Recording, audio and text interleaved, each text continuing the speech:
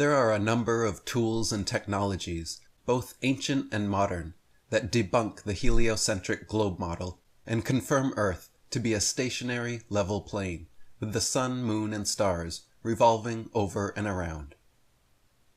1. The Antikythera mechanism, astrolabes, and planispheres. One of the most ancient devices that confirms a stationary, geocentric flat Earth is known as the Antikythera mechanism. Discovered in Greece over 100 years ago, and dating back to the 2nd century BC, this long-lost technology is now the oldest known analog computer in history. Composed of 37 gears, with teeth ranging from tiny to microscopic, the Antikythera mechanism is a perfect replica of the heavens, showing the exact positions, movements, and alignments of all the celestial bodies. There are gears and indicators for the sun, moon, and each of the planets, all set against the fixed stars, allowing the user to tell the date, time, latitude, predict eclipses, see the moon's phase, and precise position of the sun, moon, planets, and stars for any date in history. This incredible astronomical computer, which can perfectly predict the movements of every object in the cosmos, shockingly has no gear for the Earth itself. That is because the Antikythera mechanism, as well as all astrolabes and planispheres, are geocentric devices based on a fixed, stationary, central Earth plane over which the sun, moon, stars, and planets revolve. The Earth is not treated as a planet in motion around the sun, as claimed by the heliocentric model, but rather the stage over which the heavenly play is performed. If Earth was really the third planet from the sun, and undergoing all the motions attributed to it by heliocentric dogma, the precision and predictions of these geocentric instruments would be impossible. If heliocentrism were true, there would be modern, updated precision astrolabes and planispheres with added plates for the Earth, showing how it truly behaves as third planet from the sun. In reality, however, to this very day, all astrolabes and planispheres, including the most ancient Antikythera mechanism, are based on the model of a geocentric flat Earth. 2. Theodolites. Theodolites are precision instruments used for accurately measuring horizontal and vertical angles between points, generally used in land surveying, construction, and engineering. They consist of a movable telescope mounted on two perpendicular axes with graduated circles to provide angular readouts. These indicate the exact orientation of the crosshairs and are used to trace the first point sighted through the telescope to subsequent sightings of other points from the same theodolite position. This allows them to measure angles with accuracies down to microradians or seconds of arc. When theodolites are set up at different points along straight canals or lakes, they have repeatedly been shown to be perfectly level, with crosshairs aligning across to the opposite shoreline. If Earth was really a globe 3,959 miles in radius, as claimed, there is an easily measurable amount of curvature, increasing exponentially every mile, that should and would be detected by such precision instruments. In reality, no such curvature is found by theodolites. One of the most famous flat earthers in history, Dr. Samuel Rowbotham, author of Earth Not a Globe, performed several experiments positioning theodolites at equal heights aimed at each other successively, proving the Bedford Canal to be perfectly level over 6 miles, where there should exist over 24 feet of curvature on a globe of given proportions. His experiments at the Bedford Canal caused quite a stir in the scientific community, and thanks to decades of his efforts and activism, the shape of the Earth became a hot topic of debate around the turn of the 20th century. 3. Line lasers and laser levels. Line lasers and laser levels are devices which produce straight, narrow beams of light that will not droop down like a rope or other physical means of measuring. Using boards, mirrors, or other target objects, the laser's height can easily be checked at successive points along a given stretch of land or water in order to determine whether the globe's claimed amount of downward curvature exists or not. Tests have been done, for example, across Lake Balaton in Hungary and Kootenay Lake in British Columbia, confirming the water's surface to be perfectly flat. At Lake Balaton, a green laser was used at night, aiming straight across an expanse of 7 miles, just above the surface of the lake, and hit boards recorded by observers with cameras placed at equal heights on the opposite shore. If Earth was really a globe of given proportions, there should be 32 feet of downward curvature at that distance. At Kootenay Lake, lasers were shot 3 feet above the water from Walker's Landing to Caslow Point, over 14.4 miles away in one experiment, and all the way to Schroeder Creek, 23 miles away in a second. Earth curvature calculators determined that a laser positioned at 3 feet high, 14.4 and 23 miles away, should have target hidden heights of a massive 100 feet and 290 feet respectively. In both cases, however, the lasers were caught by cameras on the opposite shores positioned at the same height. Globe apologists' default defense for anything seen beyond their mythical curvature is blamed on light refraction, or superior mirage. When this really does happen, objects are often lifted well above the horizon and appear to be a hazy replica of themselves. But the idea that every instance of light or objects appearing beyond Earth's alleged curvature can be excused away as simply light refraction or mirage is patently false. 4. Magnetic compasses. Magnetic compasses are navigation tools with directional markings that use a freely spinning, magnetized needle that aligns with Earth's magnetic field and points to magnetic north. A bit of critical thought reveals these to be impossible and nonsensical instruments for use on a globe Earth. They simultaneously point north and south over a flat surface and must be held flat and still to work properly, yet claim to be pinpointing 2 constantly moving geomagnetic poles at opposite ends of a spinning sphere originating from a hypothetical molten metal core. If compass needles were really drawn to the north pole of a globe, the opposing south needle would actually be pointing up and off into outer space. Likewise, observers holding a compass in Antarctica would be at the bottom of a ball, so to show north, the needle would have to point down at their feet. If the so-called South Pole in Antarctica were truly the southern pole of a magnet, observers would be able to walk in a circle with their backs to the South Pole and have their compass needles show north being in front of them in every direction. This feat has never and will never be achieved because the so-called South Pole is simply an arbitrary point along the Antarctic ice marked with a red and white barbershop pole and topped with a little metal ball earth. The actual type of magnetism present on Earth is similar to a ring magnet found in loudspeakers, which have a central north pole with the opposite south pole being all points along the outer circumference. This perfectly describes the magnetism of our flat Earth, whereas the alleged source of magnetism in the globe model is emitted from a hypothetical molten magnetic core in the center of the ball, which they claim conveniently causes both poles to constantly move and thus forever evade independent verification at their 2 ceremonial poles. 5. Sundials and moondials. Sundials and moondials are devices which tell the time of day or night by casting shadows created from sun and moonlight onto numbered dials. The basic technology consists of a dial and some kind of rod or marker called a gnomon, which casts its shadow onto the dial. As the sun or moon move through the sky, the shadow aligns with demarcations marked on the dial to indicate the time. Globe believers claim that all sun and moon dials must be aligned parallel to the axis of Earth's rotation in order to remain accurate throughout the year. All this really means is that sun and moon dials must be correctly orientated to east and west, which has nothing to do with Earth being a rotating globe. In fact, there are huge, intricate, ancient stone sun and moon dials as old as 1500 BC all over the world, which still tell the time now down to the minute as perfectly as the day they were made. If the Earth, Sun, and Moon were truly subject to the number of contradictory revolving, rotating, wobbling, and spiraling motions claimed by modern astronomy, it would be impossible for these monuments to so accurately tell time without constant adjustment.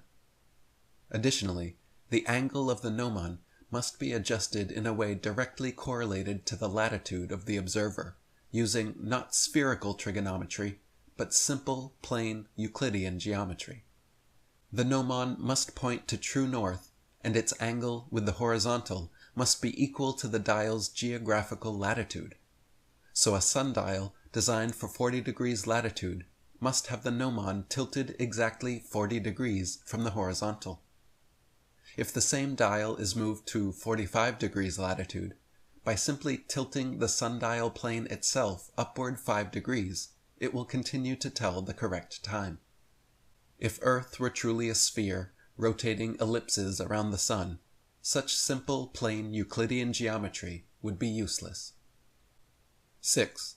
Spirit levels. Spirit levels, also known as bubble levels, are instruments designed to show whether a surface is horizontally level or vertically plumb. The names spirit and bubble refer to an alcohol-based solution which, along with an air bubble and central markers, indicate when surfaces are horizontal or vertical. These leveling tools have been used in carpentry, construction, and surveying for nearly 4 centuries, with precision engineers' levels now accurate to within 1/1000th of an inch. If Earth were really a globe with 8 inches per mile squared downward spherical curvature, the datum lines adhered to by builders using spirit levels in large projects like pipelines, railways, bridges, canals, and tunnels would constantly deviate. In reality, however, such large projects are done without any allowance for curvature or deviation from established horizontal datum lines. The Suez Canal, for example, which connects the Mediterranean and Red Seas, was dug along a horizontal datum line 26 feet below sea level, passing through several lakes from one sea to the other, with the datum line and the water's surface running perfectly parallel over 100 miles. On a globe Earth of given proportions, the Suez Canal should curve downwards a full 6,600 feet from its initial horizontal datum line. Furthermore, the reason liquid with a bubble is used to determine level is because liquid molecules don't have the innate physical capability to stack upon each other, and so without any obstructions will naturally spread out to form a horizontal level surface. In other words, water itself, which covers over 70% of the world, is the ultimate leveling tool, and proof that Earth is not a globe. 7. Sextants. Sextants are navigational instruments which measure the angle between visible celestial objects, like the sun or a star, and the horizon. Using a system of mirrors, sextants allow navigators to align the reflected image of a celestial body with the horizon in order to measure its angle from a graduated arc. This measurement can then be used along with simple Euclidean plane geometry to determine one's latitude. All you do is measure the angle between the pole star and your local sea horizon, and that exact angle measured will be your latitude on Earth. This is because Polaris sits directly above the North Pole, giving a straight vertical. The sextant provides an angular reading, making it the hypotenuse angle of a triangle, and the flat level surface of the Earth gives the second side of the triangle. Then, using plane trigonometry and the Pythagorean theorem, we have the simple calculation of 1 degree of latitude per 1 degree of arc. If Earth was actually a globe, such basic triangulation would be impossible, and much more complicated spherical trigonometry would have to be employed. Also, the reason the horizon is used as a baseline for sextant measurements is because, as its name implies, the horizon is always perfectly horizontal. If Earth were actually curved, it would be impossible to use the visible horizon as a straight baseline for measuring celestial altitudes. 8. Gyroscopes. Gyroscopes are precision instruments consisting of a wheel mounted inside 2 or 3 gimbals which provide pivoting support, allowing the wheel to rotate about a single axis. As the entire contraption moves and shifts angles, the gimbals will move and shift accordingly, but the inner wheel never changes its angle with respect to its initial reference frame.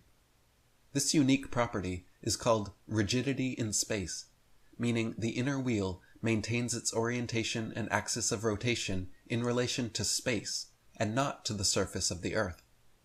This means that the base of a gyroscope set in motion with its axis in a vertical position, then placed on a table for 6 hours, should rotate 90 degrees if sitting upon a spinning globe Earth.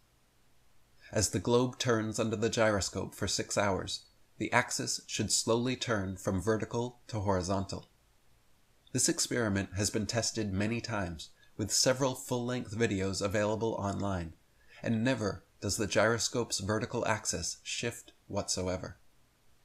If the heliocentric model were true, not only would gyroscopes detect the alleged 1,000-mile-per-hour spin of the globe, but also the 67,000-mile-per-hour revolution around the Sun, the entire solar system's 500,000-mile-per-hour spiral through the Milky Way galaxy, and the entire galaxy's million-plus-mile-per-hour journey through the universe. Since these hypothetical motions never register on precision gyroscopes, it is clear that they, just like the spinning globe they're based on, do not exist.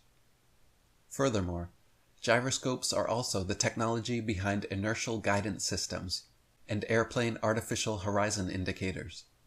When military jets are performing loops, barrel rolls, and other dogfighting maneuvers, the artificial horizon allows pilots to easily see their exact orientation relative to Earth without having to rely on looking out the window.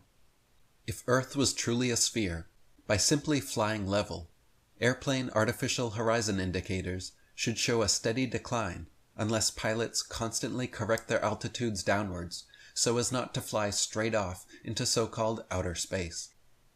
For example, a pilot traveling 500 miles per hour over a globe Earth 3,959 miles in radius would have to descend an average of 2,777 feet, or over half a mile per minute. Otherwise, in 1 hour's time, the plane would be 31.5 miles higher than desired. 9. Telescopes, periscopes, and zoom cameras. Telescopes are devices composed of lenses and/or curved mirrors for magnifying and viewing distant objects. Similarly, periscopes use several mirrors, a prism, and/or advanced fiber optics to magnify and view distant objects over or around obstacles that prevent direct line-of-sight observation. Modern zoom cameras also use multiple lenses for the purpose of magnifying and viewing distant objects. By using these technologies, we can consistently observe objects at incredibly long distances, far beyond what would be possible if Earth was actually a globe of given proportions. By inputting the observer height and distance viewed into an Earth curvature calculator, it is easy to check how much a target should be obstructed on a globe Earth. For example, it is often possible to see the Chicago skyline from sea level 60 miles away across Lake Michigan. In 2015, after photographer Joshua Nowicki photographed this phenomenon, several news channels quickly claimed his picture to be a superior mirage, an atmospheric anomaly caused by temperature inversion.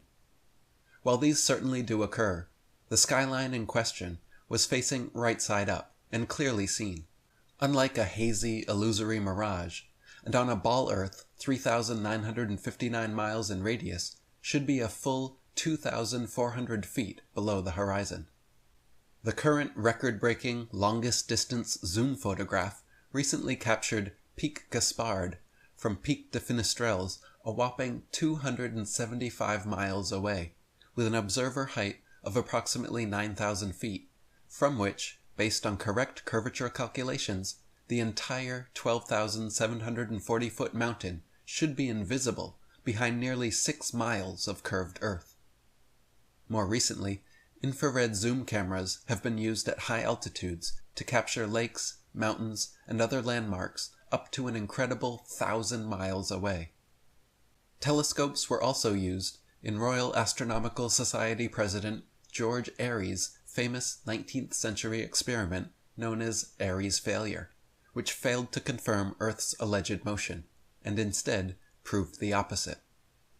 By first filling a telescope with water to slow down the speed of light inside, then calculating the tilt necessary to get the starlight directly down the tube, Airy planned to measure the speed of the telescope, and thereby the speed of the Earth, by extrapolating the amount of tilt needed to keep the starlight coming in straight.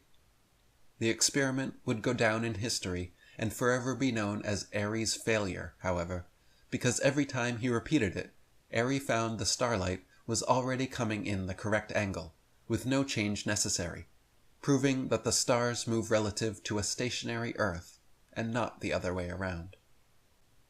10. Lighthouses.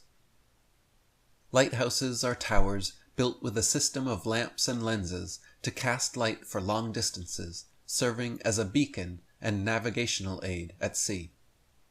The great distance from which various lighthouse lights around the world are visible at sea far exceeds what should be possible on a globe of given proportions. For example, the Dunkirk light in southern France, at an altitude of 194 feet, is visible from a boat 10 feet above sea level, 28 miles away. Spherical trigonometry dictates that if Earth was a globe with the given curvature rate, this light should be hidden 190 feet below the horizon. The Port Nicholson light in New Zealand is 420 feet above sea level and visible from 35 miles away, where it should be 220 feet below the horizon. The Agaro light in Norway is 154 feet above high water and visible from 28 statute miles, where it should be 230 feet below the horizon. The light at Madras on the Esplanade is 132 feet high and visible from 28 miles away, where it should be 250 feet below the line of sight. The Cordonan light on the west coast of France is 207 feet high and visible from 31 miles away, where it should be 280 feet below the line of sight.